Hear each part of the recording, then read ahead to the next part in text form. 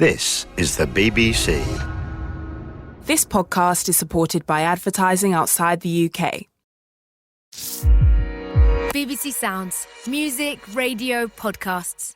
You're listening to Thursday's episode of The Archers from BBC Radio 4.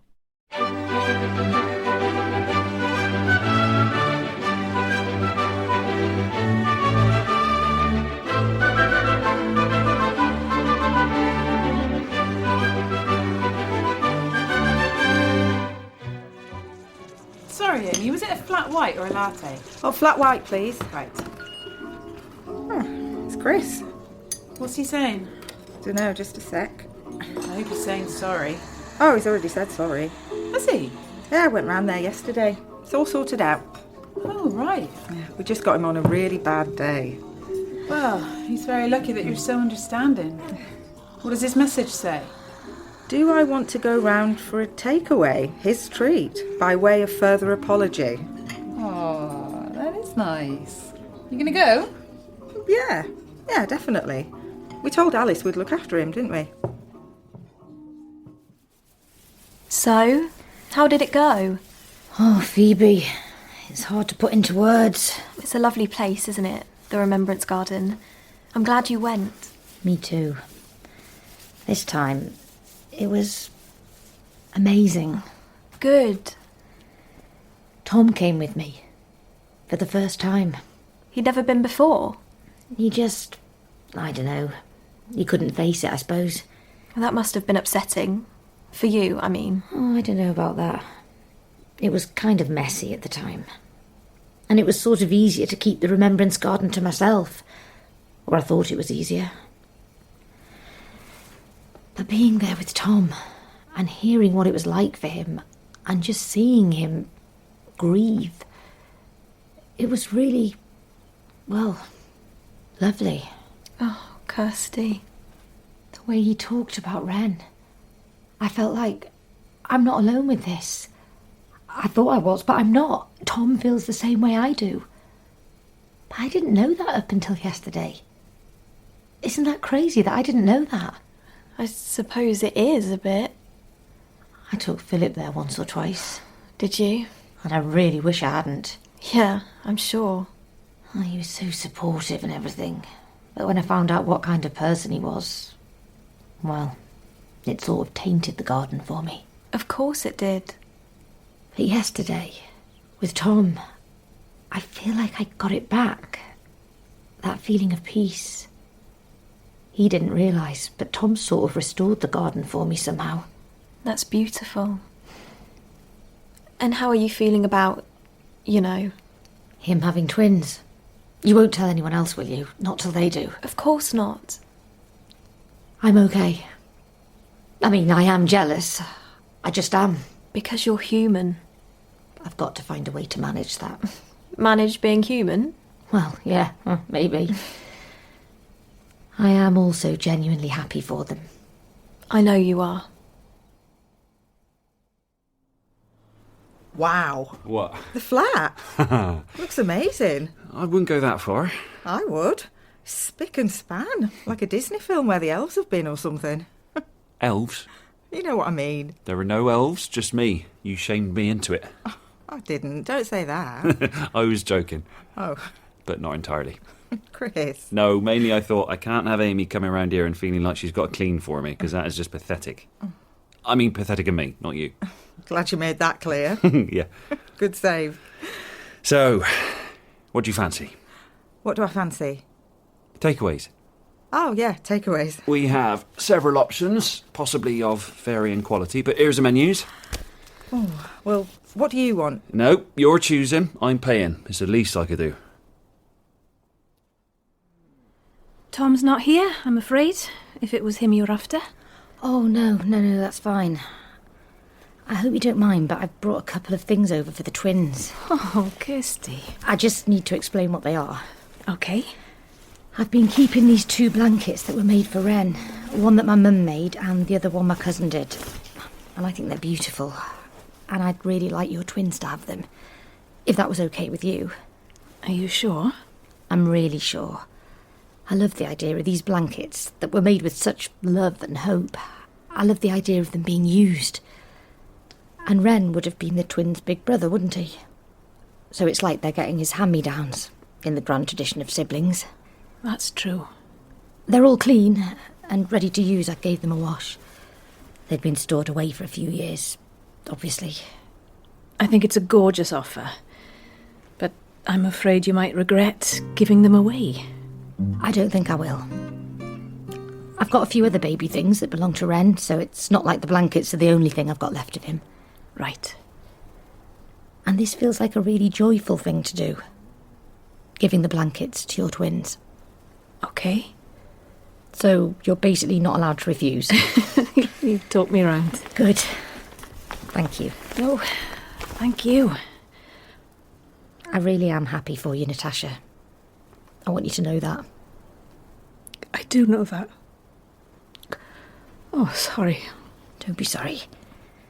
It feels wrong for me to get upset when it's your loss. Don't be daft. Tom says that visiting the garden was really good. It was. He came back yesterday and he was different, you know. Less haunted. Yeah. Oh, does that sound awful? No, not at all. I feel less haunted too. We're going to tell the twins one day about their big brother. Oh, that would be lovely. When the time's right. Absolutely. I definitely don't want Ren to be forgotten. He won't be. I promise. And Fallon is freaking out about the idea of Harrison becoming a vicar. What? Don't tell Harrison any of this, will you? No, hang on. Harrison's becoming a vicar. No, not at all. Fallon was just scared that that's what was going to happen because of the whole getting baptised thing. So this isn't coming from Harrison himself? No, it's just Fallon being a bit mad. That's hilarious. I mean, I do get it. Having a vicar in the family is quite something. Yeah. Like, everyone at school knew me as the vicar's daughter, and it's quite a weird thing to be. Like, it puts you under this weird pressure, either to be really, really good or to actually be really bad. So which one were you? Well, I was really good, obviously. Yeah, obviously. But Fallon is not going to have to deal with being a vicar's wife because Harrison is going to stay a policeman. So my sympathy for her is limited. Fair enough. Thanks for dinner, by the way. Oh, I'm sorry it wasn't a bit nicer. Oh, it was fine. I chose it. It's my fault. Oh, yeah, that's true. It's all your fault. We can blame you. Do you want any more of this? Oh, just half a glass. Okay. Thanks. Oh. Alice. Everything okay? Oh, yeah, fine. She's just sent me a photo of Martha sleeping. Oh, look at her. Oh, she's so beautiful. Oh, I can't believe how much I miss her. It's horrendous. Oh, Chris. I really hope I can have her back in a few days. Well, you seem a lot better. There was this point a few weeks ago when I was just really struggling with the day-to-day, and I thought, I'm awful at this. I'm an awful father. What? No, it's true.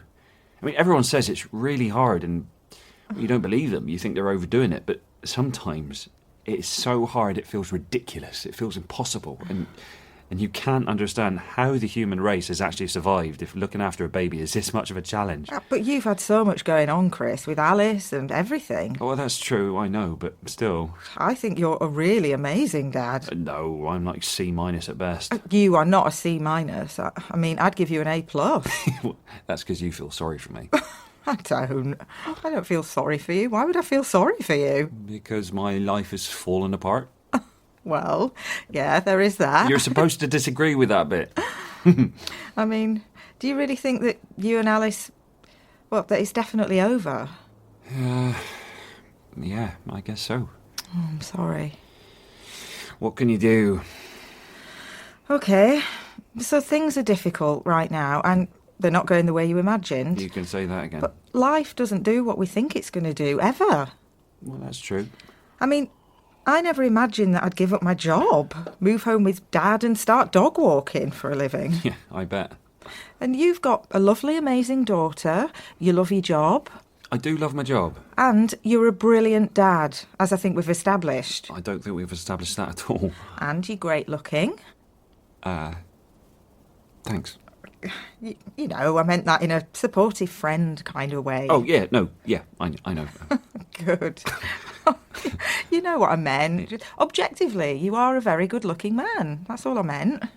Oh, I think I'm actually making this worse. Amy, it's fine. Oh, anyway, it's getting late. It's 9 o'clock. Yeah, that is late. Is it? Well, this has been really nice, Chris. Thanks so much. Amy, listen. What? If it's any help, I think, objectively, you're a very good-looking woman. Oh, thanks. I'm not sure that is any help, actually. No. Right, yeah. I'm going to go. Okay. I'm going to go. I thought you were coming back for tea. Oh, sorry. I just went to see Natasha and I ended up staying for a while. Really? I didn't mean to. I just took some things round for the twins. Oh, Kirsty. No, I wanted to. And I was afraid she wouldn't accept them, and then she did. And then she persuaded me to stay for a bit and have a glass of wine, even though obviously she can't drink. We've not chatted much before, even though she helped me look for Blake last year. She's pretty special, isn't she? Yeah, definitely. So it was good. You hungry? No, I'm fine. Natasha fed me. You and Natasha mates now? Yeah, maybe. There's a gap in the market with you moving to Scotland. Hey! You can't replace me with Natasha. I was kidding. I mean, she's great and everything, but she's not as great as me. I really was kidding. So was I. Kind of. I'm going to miss you, Phoebe Aldridge. I'm going to miss you too, Kirsty Miller. I think you're a really brilliant person. Thank you. That means a lot to me. You deserve to be happy. I am happy. Or I'm getting there.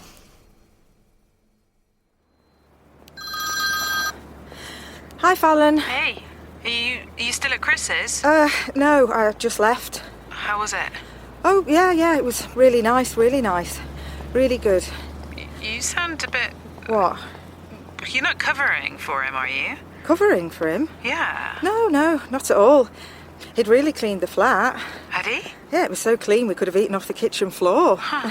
We didn't, obviously. Obviously. But yeah, I think his ton's better. Probably thanks to you.